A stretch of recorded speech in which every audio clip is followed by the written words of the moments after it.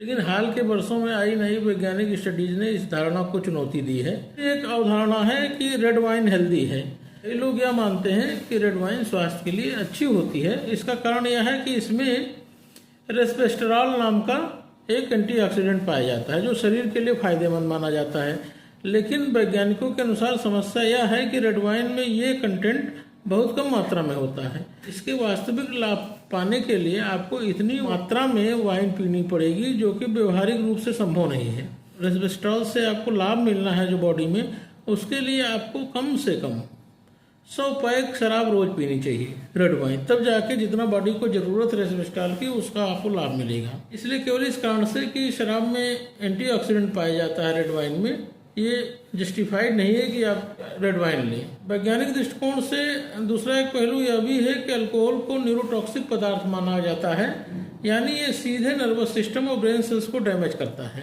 Brain cell को नुकसान हो सकता है, याददाश्त कमजोर हो सकती है, मानसिक और न्यूरोलॉजिकल समस्याओं का खतरा बढ़ जाता है। तो आपको करना क्या चाहिए? अगर आप शराब नहीं पीते हैं तो केवल स्वास्थ्य लाभ के लिए और एक्साइटमेंट के लिए शराब पीना बिल्कुल शुरू मत कीजिए।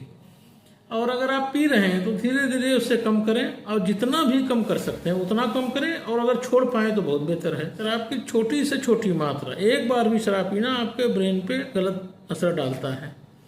तो एक तो एक कॉन्सेप्ट क्लियर हुआ कि आपको शराब इसलिए नहीं पीनी है क्योंकि वो थोड़ा सा पीने से कोई नुकसान नहीं होता, थोड़ा सा भी पीना आपको नुकसान करता है। दूसरा एक कॉन्सेप्ट और नया बन गया कि रेड वाइन शरीर के लिए फायदेमंद नहीं है। जितने अमाउंट में उसे पीना चाहिए उतना कोई पी ही नहीं सकता। एक आदमी मर जाएगा जितना उसके फायदे के लिए उसको पिएगा। तो उपाय का अगर आप रेड वाइन पिएंगे तो जाकर वो रेस्वेरेट्रॉल इतना देगा जो बॉडी के लिए काम का रहेगा। तो रेड वाइन भी स्वास्थ्य के लिए नुकसानदायक है।